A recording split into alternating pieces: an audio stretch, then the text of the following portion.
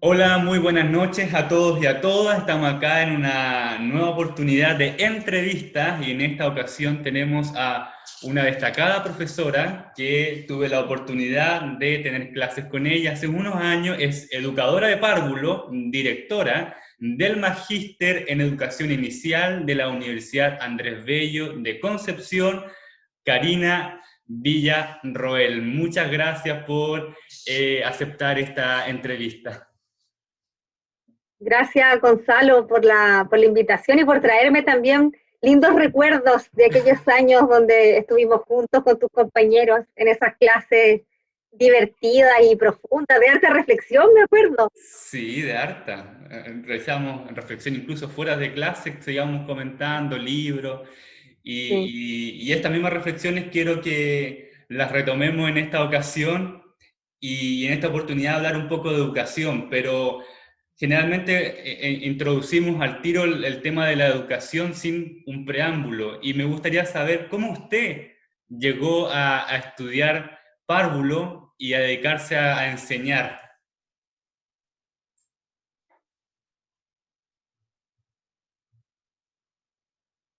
Ya, mira, todo lo que me decía la profesora Silvia López de Maturana, ella es de La Serena, Ya. y yo creo que ahí entendí muchas cosas. Esto tiene que ver con la historia de vida de uno. Mm. Yo creo que, bueno, todas las profesiones, pero en particular la del profesor. La Silvita me decía que nuestra profesión es aquella que se empieza a aprender cuando entramos al kinder, a la educación parvularia o a la educación básica, es decir, yo me empecé a formar como profesora cuando entré al colegio, ya cuando empecé a vivir esa experiencia. Entonces, si yo empiezo a mirar mi historia de vida, ya que también este último tiempo me he dedicado un poco a eso, a ver, a indagar en el mundo de los imaginarios nuestros como docentes, eh, me meto en mi historia y veo cómo desde chiquitita a uno le gustaba jugar, a enseñar, cómo fui tratada por mis profesores, por mi educadora. Tuve algunos que fueron personas que fueron muy contenedoras, que daban mucha seguridad, mucha acogida. También tuve otros a quienes yo les temía. Mm. Y yo creo que esas dos figuras, ¿cierto? Esas dos eh, formas de educadores que estaban ahí presentes me fueron empujando a esto. Y finalmente yo creo que esto se gatilla en la educación media y siempre estuve entre trabajo social y educación parvularia. Y eso fue porque yo participé mucho tiempo de la pastoral del colegio. Yo estudié en el Liceo de la Asunción en Talcahuano y participaba, ¿cierto?, de esa instancia donde teníamos muchos trabajos que eran voluntarios, trabajo con la comunidad y siempre estábamos en acompañamiento a niños, adultos mayores, pero yo Mm. siempre me vinculaba más con los niños, con las familias. Mm. Y ahí yo fui madurando un poco esta idea. Ahí como que empieza a surgir esta vocación y ya después tuve la posibilidad, ¿cierto?, de decidir. Lo conversé, siempre en esos años uno conversaba mucho esta decisión con la familia, mis papás me apoyaron. Y Ah, cuando terminé ya. de estudiar educación parvularia, quise seguir esta educación y estudié educación diferencial, entonces era como Ah. mi línea. Karina, y una cosa es visualizar, ¿cierto?, a los profesores que uno tiene en la básica y la media como ejemplos, donde uno decir así quiero ser y así no quiero ser. Y otra situación después cuando ya estar estudiando en la universidad y enfrentarse a lo académico, a que eso va a ser tu vida, a dedicarte por el resto de tu vida, aunque uno se puede después desligar de lo que estudia, pero esa es como la primera idea. ¿Cómo fue ese cambio que ocurrió ahí? Mira, hay algo bien interesante, ¿ah? Los profesores en la universidad, y me incluyo en Mm. esos profesores, a veces le decimos a los estudiantes que se están formando como profesores cómo debe ser el encuentro con los niños, con los estudiantes. Le hablamos del constructivismo, del socioconstructivismo, pero si miramos nuestras prácticas, no Mm. somos muy constructivistas tampoco. Mm. Entonces se dio también esa dualidad. También me encuentro con profesores que apostaban, que creían en uno, y habían otros que eran más tradicionalistas, que incluso tenía un profesor de currículum que cada vez que terminaba una unidad nos pasaba un cuestionario y respondíamos el cuestionario y después el certamen era ese cuestionario. En cambio, habían otros que nos hacían diseñar propuestas, que nos llevaban a terreno, que desde ahí nos hacían levantar problemáticas.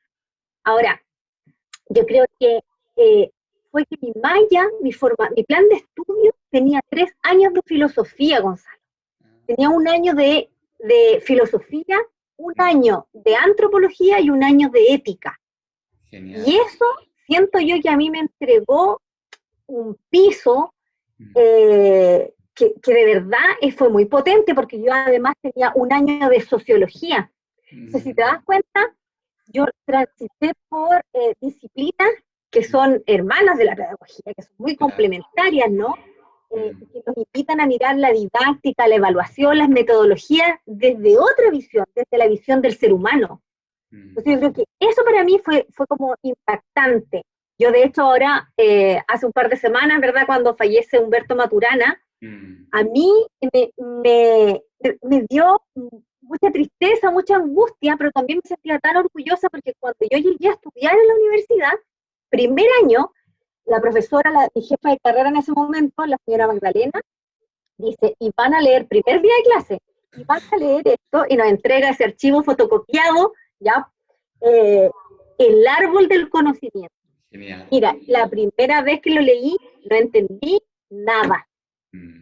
Recién saliendo del colegio, poco pensamiento crítico, digámoslo, ¿cierto? Uno venía más con habilidades del pensamiento, digamos, más bien básicas, ya, porque eso pasa en la formación secundaria, poca reflexión, poca capacidad, ¿cierto?, de cuestionar, de problematizar. Entonces, frente a este texto, bueno, y ya después lo leí una segunda vez y ya me cambia todo el panorama, ¿no? Pero traigo ese ejemplo porque tiene que ver un poco con tu formación, se va como cimentando a partir de las oportunidades que los profesores también te ofrecen, Gonzalo. Yo creo que ahí es tan clave esto. Siempre me acuerdo que tenía una profesora en la universidad que era súper mañosa, la Nora, la profe Nora. Oye, era mañosa, pero de estas profes que de verdad que uno le tenía un poquito de susto. Y me manda a buscar un día. Karina Villarroel a mi oficina, y yo decía que hice, me fue mal, qué sé yo, ya. Y me dice, Karina, yo veo en usted algo que me dice, no lo veo, te lo quiero prestar. Y el libro se llamaba La inteligencia se construye usándola. Y me pasa un libro, ya, esto fue como en el año 96, y me entrega ese libro, y era un libro que decía todo lo opuesto a lo que yo había vivido como estudiante y a lo que yo estaba viendo en las prácticas y también a lo que me estaban enseñando en esos años de formación. Y yo me encuentro con ese libro y de verdad que yo lloré cuando lo leí porque era maravilloso. Bueno, esa profesora, y bueno, con los años lo supo y yo, de hecho, hace poquito retomamos el contacto incluso, esa profesora a mí me abrió un mundo, porque a partir de ese texto yo me formé en una línea de la pedagogía muy cercana a una propuesta de Loris Malaguzzi, donde ya en esos años se resignificaban los derechos de los niños, ya donde se veía el niño como un sujeto co-constructor. O sea, te estoy hablando en el año 96, ¿cierto?, donde nosotros estábamos recién en camino de una reforma educativa. Entonces yo creo que la formación inicial es fundamental el profesor que te está acompañando en esta formación. Karina, hay hartas ideas que me voy a retomar después, pero antes de continuar, tenemos entonces esta primera etapa de aprendizaje observando, la segunda etapa de aprendizaje en textos, y la tercera que es ponerse ya en contacto con los estudiantes, con los niños y las niñas. ¿Cómo fue eso para ti? ¿Fue un quiebre? ¿No era lo que pensaba? ¿Era mucho mejor? Cuéntanos un poquito de esa etapa. Mira, en la universidad nos llevaban a práctica desde primer año.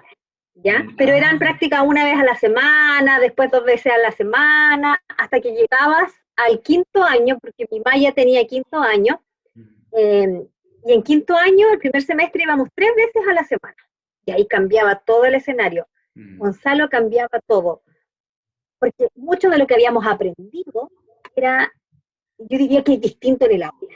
Imagínate que yo llego a hacer ya mi práctica, mi preinternado y el internado profesional, llego a un nivel, a un jardín que era comunitario, que se levantaba desde las bases de una comunidad.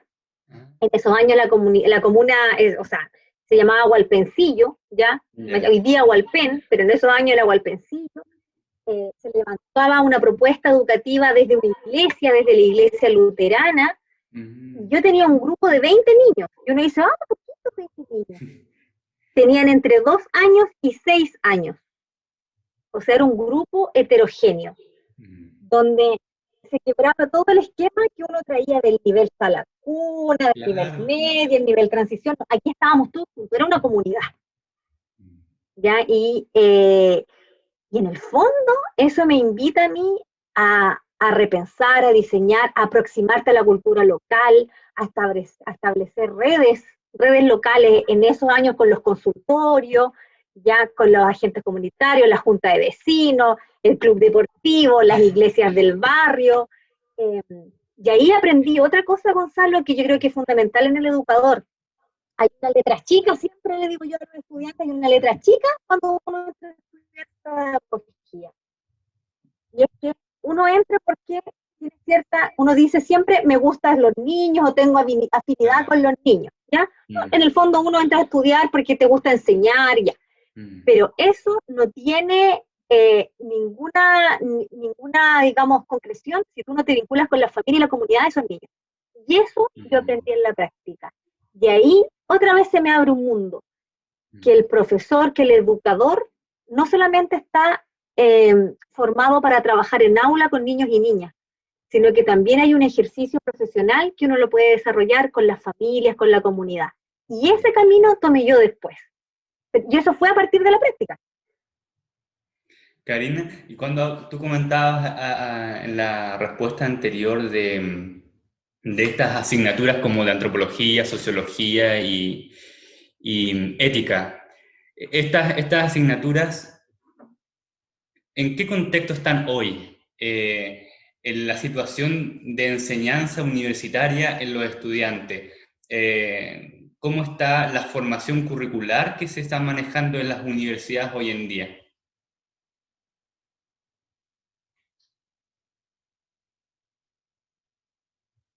Sí, mira, yo creo que nos separamos un poco de estas disciplinas, ¿ya? Nos empezamos a separar y se comenzó a ver, ¿cómo le explico? Como a centrar mucho en la didáctica del nivel, ¿ya? Y yo creo que un error fue que, además de centrarnos en la didáctica, empezamos a responder mucho a las bases curriculares, en mi caso de educación parvularia, ¿ya?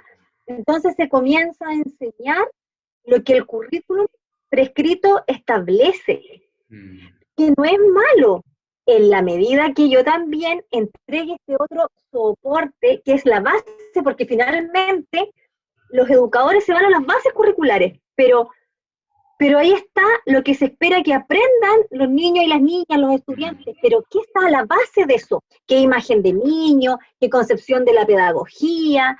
¿Ya? ¿Qué imaginario respecto de los vínculos con las dimensiones sociales y culturales a las cuales pertenecen, ¿cierto?, esos niños, esas escuelas? Eso se perdió. Entonces nos fuimos full didáctica y empezamos a la didáctica del lenguaje, de la matemática, de las ciencias, del arte, y todo era didáctica. Entonces se reduce. O sea, claro, efectivamente el estudiante desarrolla una formación, ¿cierto?, que a lo mejor le permite desarrollar o proponer, diseñar experiencias de aprendizaje, diseñar buenas planificaciones y evaluaciones, pero ¿y el contexto de eso? Yo insisto, o sea, ¿para qué niño está diseñando eso? ¿ya? Y eso se perdió. Y hoy día, yo diría que los planes formativos lo están recuperando, Mm. pero todavía yo siento que estamos en deuda, que las asignaturas son semestrales y en un semestre es poco lo que tú puedes abordar, porque esas son asignaturas para pensarlas, para dialogar, para Claro. reflexionar, para problematizar. Ese es el aporte que te dan. Sí, o sea, hay una ausencia de estas asignaturas Yo siento. transversal, o sea, no solo en las pedagogías, sino que en todas las carreras, y pareciera que las carreras de ingeniería también están mucho más ausentes, como si ética o antropología no aportaran mucho. En este sentido, eh, generalmente, cuando se habla de la educación en Chile, se toma la visión en profesores, ¿cierto?, de enseñanza media, en profesores universitarios y luego los profesores de básica. Y poco y casi nada se habla de educación parvularia. ¿A qué se debe esto, según su opinión? Mira, uy, qué tema ese. Yo Mm, creo que, bueno, primero la pedagogía en general, lamentablemente, ha estado desprofesionalizada, ¿ya? Esto es mm, algo que viene hace mucho tiempo. Eh, pero yo creo que la mirada que hay, eh, lo voy a decir bien, bien fuerte, ¿ya? Pero empobrecida de la educación parvularia, mm, tiene que ver también de los niños y de las niñas. ¿Ya? La imagen de niños y niñas que nosotros hemos construido en nuestro país es una imagen que no es potente. mm, Imagínate que hoy día decimos recién que los niños son sujetos de derechos, sujetos con agencia, pero tuvimos que tener una convención de los derechos para hacer eso, y aún teniéndola, vemos cómo los niños son vulnerados en sus derechos. Entonces, fíjate que si los niños son vulnerados por sus familias, incluso por el Estado, mm, ¿ya? Eh, ¿Qué más vas a esperar de quienes nos dedicamos a la educación de esos niños? Te digo otra cosa, muchas personas dicen que no valoran la educación parvularia porque sienten que, comillas, no hay aprendizajes ahí. mm, Y es que acaso tenemos que tener a los niños entre los 3 meses, que es cuando ya yo recibo a los niños en la educación parvularia en el Universal La Cuna, hace 84 días, hasta los 6 años cuando se van a la educación básica. Yo los tengo que tener sentados, escolarizados, con un cuaderno, con un libro, un lápiz y un papel. mm, O sea, se ha perdido también el valor que tiene el juego, la espontaneidad. Hemos perdido esa capacidad de asombro frente a los otros lenguajes que tienen los niños, otras formas de comunicarse desde el movimiento, desde su silencio, las ensoñaciones de los niños.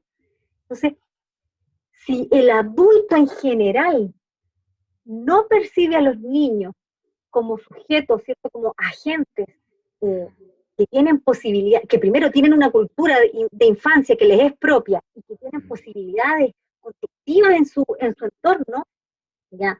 ¿Qué creencia van a tener de los espacios educativos que les cobijan? Y también, Gonzalo, hay que reconocer que hemos cometido errores las educadoras. Hemos cometido errores. Hoy día hemos escolarizado a los niños. Antes de los 6 años los hemos escolarizado. Entonces, se desvaloriza el nivel. ¿Y esto usted cree que se debe a un problema de sistema? Esto de casi una deshumanización de los propios niños. Sí, mira, eh,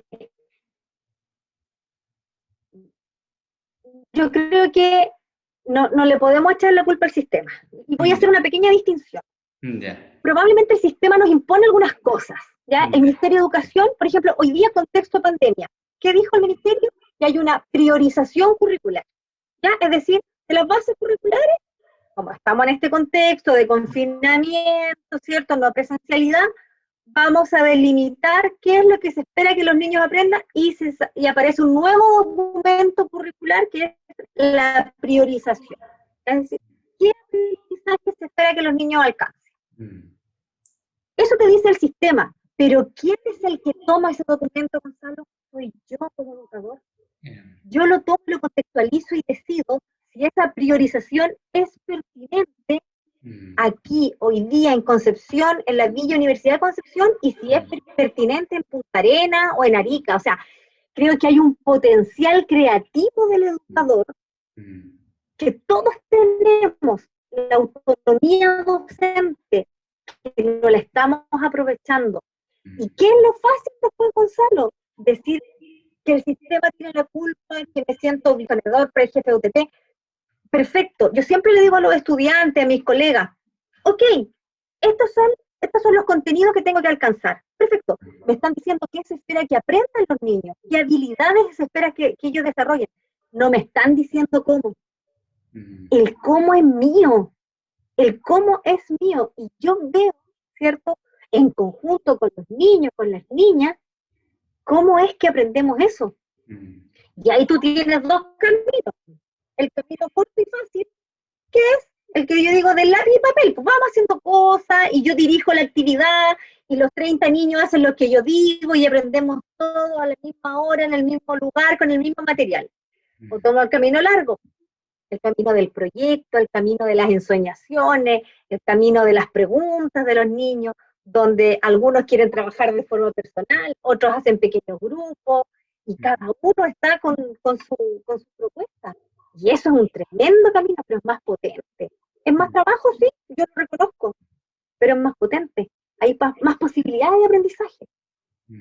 Tomando sus ideas, profesora, sobre este camino largo y que a veces no se toma, porque parecía que este camino corto, más que sea más rápido y más viable y que los alumnos pasen rápido todo, sino que porque están acomodados, con poco tiempo, tienen muchas cosas, muchas labores, muchas pruebas, muchas cosas y no les da para un proceso largo. Eh, ¿Cuál sería como esa solución viable que podríamos encontrar? Generalmente cuando uno habla de soluciones no es como la verdad, aquí encontré la verdad de solucionarlo, pero más o menos visualizar algunas líneas que podrían colaborar con aquellos estudiantes o docentes que se ven delimitados por el tiempo. Sí. Bueno, ahí yo creo que también el sistema no nos ha ayudado mucho porque porque nos exigen y nos piden y el proceso educativo, en vez de humanizarlo, se burocratiza. Ahí no me salió la palabra, ya. Sí, Nos ponemos burocráticos, nos instalamos desde lo administrativo, ¿ya? Entonces no nos ayuda mucho y eso nos estrampa. Ahora, ¿qué podemos hacer? Mira, yo creo que hay pequeñas estrategias que nos sirven. Ya hay pequeñas estrategias. Bueno, en la educación parvularia, ¿cierto? Recuperar el principio del juego, trabajar, buscar apoyos en las familias, no necesariamente el papá o la mamá, de repente contar con otros agentes clave, de repente hay familiares, las mismas abuelitas, yo me acuerdo cuando trabajaba, las mismas abuelas nos prestaban mucha colaboración, establecer contacto con voluntarios de la comunidad que puedan participar con nosotros, que nos puedan apoyar en estos procesos educativos, aprovechar otros entornos de aprendizaje, ¿ya? Bueno, hoy día, ¿cierto? La virtualidad nos ha hecho caer en este espacio educativo, pero podríamos, yo sé que los profesores lo están haciendo, aprovechar lo que hay en el patio, lo que hay en la cocina, trabajar desde proyectos. No te digo que todos los contenidos, ya, a lo mejor igual tengo que trabajar con el libro, con el cuaderno, ok, pero no todos los días. Apueste, ¿cierto? De vez en cuando por algo diferente. Trabaje con objetos. Me gusta mucho, hay una teoría que se llama la teoría de las piezas sueltas, ya que es de un arquitecto, Nicholson, y que luego lo toma una mamá en España y genera toda una traducción de ese texto y hace un tremendo aporte que consiste en cómo con elementos desde la naturaleza hasta elementos, hasta cachureos, que no significan, que no son nada, que no tienen ningún valor, digamos, ni ningún objetivo, tú puedes construir toda una serie de posibilidades junto a los niños. Aprovechar el arte, Gonzalo. Yo con los estudiantes hoy día en educación superior, estamos, de repente, tratamos de complementar nuestros aprendizajes desde un poema. Busquemos un poema, busquemos una pintura, eh, busquemos un objeto que tengamos alrededor y expresemos lo que sentimos. Entonces, abrirse a otras posibilidades, a otros lenguajes. Y eso no me implica ni más recursos, ni de verdad, ni más tiempo. Apelar a la emoción, compartir cómo llegamos hoy día. De repente, porque esos son los niños son curiosos, están en este afán de querer descubrir, explorar. Ya me mostraba, yo decía, José, ¿cuáles son las clases que te gustan? ¿Y por qué te gustan? Ay, porque la profesora antes de empezar nos pone unas caritas, por ejemplo, estos 9 cuadraditos y en esta escala de perritos. ¿Cómo te sientes hoy? Perrito triste, perrito enojado, perrito aburrido, perrito con sueño, perrito con frío, se le pone. Imagínate algo tan sencillo como ocupar 5 minutos al inicio de la clase para contar cómo estoy, cómo me dispongo, ya cambia. Y eso es un camino largo, pero simple. Entonces, lo podemos hacer. Fíjate, Gonzalo, que el otro día, con mucha tristeza, me compartían 9 años. Y era un video que por supuesto me llegó y que yo lo guardé, ¿cierto? Y que no era para compartirlo ni para difundirlo. Yo lo sentí mucho. Era un niño que estaba debajo del escritorio, llorando, porque él decía que no podía, que no sabía, porque le costaba aprender en esta condición de virtualidad, pero además no sentía que nadie lo ayudaba, ya que nadie se conectaba con él. Y por supuesto la mamá entraba en tensión y también le decía, no, pero si tú puedes, y finalmente lo terminaba retando. ¿Cómo se siente ese niño? ¿Qué puedo hacer yo, profesora, o yo mamá, por ese niño? Contener, preguntar, dedicar unos minutos antes o después de la sesión. Entonces, de repente es más simple de lo que creemos. Tiene que ver con la escucha, Gonzalo, con esa condición de, mira, leí el otro día al profesor Carlos Escliar y me hacía tanto sentido esta palabra. Él dice que finalmente nosotros debemos generar condiciones de hospitalidad, o sea, de acoger al otro. Y eso yo lo puedo hacer en virtualidad o lo puedo hacer en presencialidad. ¿Cómo el otro se siente acogido? Porque lo escucho, porque lo miro. El año pasado hicimos una pregunta a 114 niños. Una pregunta. Cuando empezó la pandemia, en mayo, le preguntamos a estos 114 niños, entre 3 años y 15 años, ¿qué extrañan de su escuela o del jardín? Extrañaban jugar, por supuesto, conversar y encontrarse con sus amigos. ¿Y acaso el encuentro, el juego y la conversación no lo pueden tener en la casa? Está bien, los amigos no están, porque no nos podemos juntar con los amigos. Pero acaso en la casa, y aquí mira, nos estamos metiendo en la familia. Nosotros como papás no estamos brindando condiciones de juego, de encuentro y de conversación. Y vuelvo a lo que te decía al inicio. Entonces, ¿qué imagen de niño tenemos nosotros? No lo consideramos. Y esa imagen de niño repercute.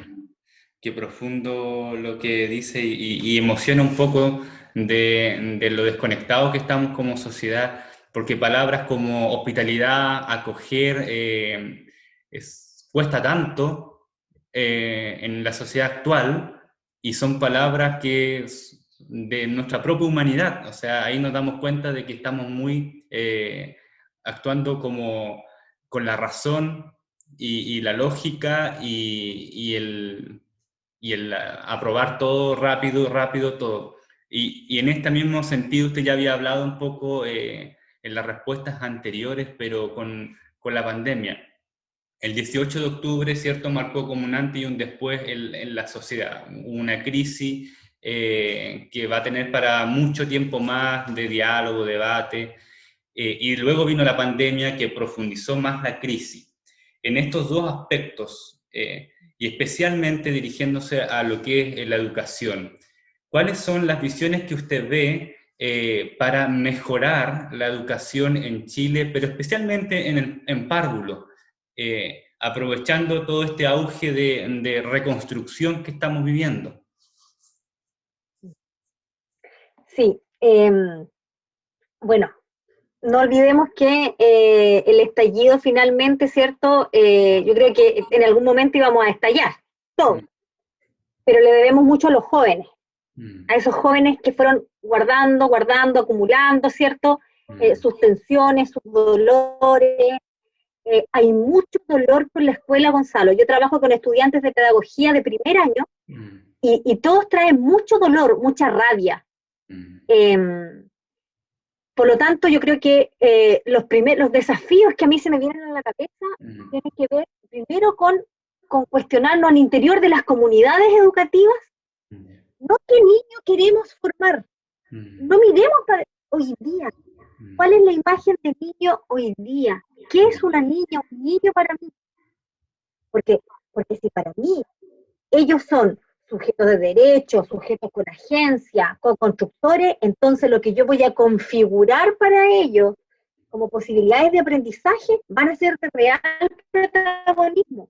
Entonces hay que pensar en una educación que de verdad sea participativa, pero no porque pueda elegir si pintar con rojo o con azul, sino que porque se puede hacer parte de algunas decisiones, ya de decisiones que tienen que ver con en qué espacio educativo quiero aprender hoy día, con decisiones que tienen que ver. Incluso me acuerdo de algunos ejercicios que hacíamos con las educadoras de abandonarse a que ellos organizaran su rutina. Y de repente nos pasó, Gonzalo, un día que los niños nos dijeron, nosotros queremos llegar y no queremos ir. ¿Y qué quieren hacer entre medio? Nada. Dijimos nosotras, no hagamos nada. Y no hicimos nada por largos minutos. Y ellos nos miraban y decían, ya, pero juguemos. No, porque ustedes dijeron que llegábamos y no íbamos. Entonces no hay colación. Nada. Y empezábamos a conversar con ellos respecto de sus decisiones, de las consecuencias, ¿ya? Y empezábamos a pensar, podríamos reconsiderar entonces lo que perfecto, reconsideramos lo que planteamos. Entonces, creo que falta ese espacio participativo, reflexivo, de ir formando el pensamiento crítico con los niños, de problematizar, de permitir que ellos me digan, ya, yo estoy trabajando. Y de repente la educadora nos ponemos a trabajar tanto contenido, y me acuerdo siempre cuando un niño me dice, no, me mató. Y en el fondo lo que él veía era que las ventanas que estaban empañadas en la mañana, con el calor luego, cuando estábamos dentro de la sala, el agua se derretía y corría. Y él me decía que las ventanas lloraban. Entonces yo podría haber empezado a hablar de los estados de la materia y le metía otro contenido. Y fíjate que camino largo. Y uno dice, oye, la verdad es que no me lo había preguntado, ¿por qué eran las ventanas? ¿Y sabes qué me empiezan a decir? Me empiezan a decir que las ventanas lloraban porque la mamá la retó, porque no tenían amigos, porque querían jugar y no podían. Entonces, en el fondo, ¿qué hacen? Empieza a aparecer el imaginario infantil. Y ese imaginario no lo escucho, Gonzalo. No lo escucho porque tengo el rincón de la matemática. Y si el niño quiere hacer otra cosa en el rincón de la matemática, no, porque es de las matemáticas. Entonces yo creo que los cambios tienen que ver con la escucha, con la posibilidad de dejar que efectivamente sean constructores. Tienen 12 años para seguir aprendiendo contenidos, conceptos, los colores, los números, las letras, qué sé yo. Primero, formémoslo como personas, en el ser y el convivir, su identidad. Imagínate qué potente construir su identidad en los primeros años, construir el bien común. Oye, ¿cómo mi identidad en el fondo contribuye también a un colectivo? Eso es fundamental en los primeros años. En los primeros años, si yo repensar la educación, habría que jugar, hacer amigos, aproximarse al arte desde pequeñito. Eso tiene valor.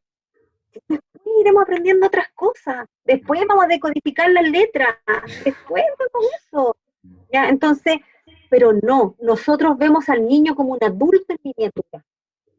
¿Ya? Piensa tú, y lo parcelamos desde chiquitito. Yo de repente veía a los niños, cuando iban a la presencialidad, con 3 libros, ya, 2 libros, le daban en el colegio, si era particular subvencionado, ¿cierto? O era municipal, le entregaban el de lenguaje y el de matemática. Pero además, en el colegio particular subvencionado, le pedían el de natural otro de lenguaje, otro de matemática, uno de inglés, el niño ya con una tremenda mochila de contenido y tiene 4 años y medio. Entonces, hay que retirar, hay que desescolarizar, como yo lo invito a leer mucho al profesor Carlos Calvo, chileno, a la profesora Silvia López de Maturana, también chilena, nuestro referente, ¿cierto? Humberto Maturana. Desescolarizar, humanizar, recuperar el sentido del humano, la reflexión con los niños, y yo creo que eso nos falta. Y los profes, nosotros, atrevernos a sacar nuestro potencial creativo. Tenemos tanto, pero no encuadramos lo que, comillas, el sistema nos va diciendo, y al final lo normalizo, y digo, ya, pues, así es. Karina, ya para ir culminando esta interesante entrevista, recuerdo que nosotros conversábamos sobre Gabriela Mistral y mucho se habla de Gabriela Mistral, conferencias, se publican libros, se tiene como ícono del país, pero y que todas estas cosas que usted ha comentado también los había hablado ella y tanto que tomamos a la Mistral y poco lo aplicamos. En ese mismo sentido, usted ya... recomendó algunos libros, pero podría, no sé, recomendar otro tipo de lectura más, algún documental para todas aquellas jóvenes, profesores que quieran iniciarse en esto de la pedagogía, un libro de apoyo y algún consejo. Ay, mira, yo la verdad es que, sí, bueno, Gabriela Mistral, la verdad es que tiene que dejar de ser como un ícono y tenemos que vivirla. O sea, y también, chiquillos, leer otras cosas. Leer otras cosas. A veces leemos muchos libros de la didáctica, de la estrategia metodológica, de la psicología educacional, y está bien, pero había un autor, Loris Musi, ya que es un italiano, que decía que había que desapegarse de la didáctica y la psicología, y tiene toda la razón. Pero hay que leer, mira, yo hoy día, el otro día me encontré con un librito, y aquí lo tenía, de Lucio Ordine, que habla de una escuela para la vida, por ejemplo. Ya, yo he estado leyendo últimamente la poética, elementos que tienen que ver con el espacio, la poética del espacio, los no lugares. Estoy como, mira, si pueden leer o buscar algunas cátedras del profesor argentino de Carlos Escliar, del profesor Jorge La Rosa filósofo, ya, yo diría que hay que ampliar, hay que escuchar ya desde otras disciplinas, de abrirse en el fondo.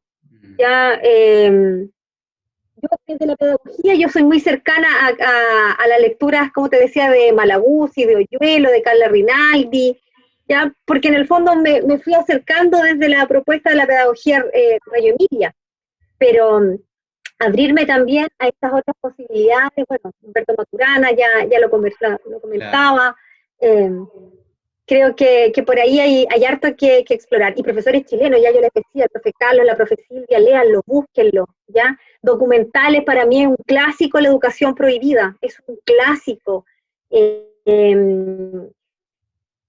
Busquen ese documental y vean cómo los chiquillos, que no eran profesores, que hicieron ese documental de la educación prohibida, hoy día tienen una escuela, ¿ya?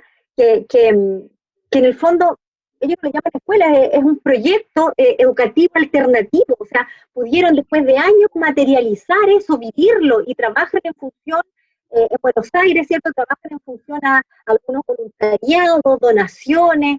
Entonces, eso te muestra que a lo mejor el camino es largo, pero es posible, ¿ya? Recuperar las cosas naturales, Montessori, Waldorf, Steiner, Andrés Stern, yo nunca fui a la escuela, si lo pueden leer. Entonces, atención, lean esas cosas, claro, lean esas cosas que hablan de pedagogía, pero también vean eso, de pedagogía tradicional. Yo creo que por ahí hay que entrar, hay que ir tratando de buscar elementos que a uno también le digan, en realidad tengo que cuestionar lo que estoy haciendo. Muchas gracias, Karina. Me quedo con dejar de tener miedo al camino largo y lanzarse con nueva visión de vida y sobre todo poner ya toda la fuerza y las ganas en favor de todos los niños y niñas de este país. Le agradezco por esta oportunidad de conversar. Sé que quedan muchos temas pendientes, pero espero volverla a encontrar en otra oportunidad. Muchas gracias, Karina, por esta entrevista. Gracias, Gonzalo. Gracias, muchas gracias y todo mi cariño y éxito en todos tus proyectos y en estas iniciativas que generas que de verdad son un tremendo aporte para todos nosotros. Muchas gracias. Entonces nos estamos viendo en una próxima ocasión aquí en Wave en una nueva entrevista. Muy buenas noches, que estén muy bien. Hasta luego.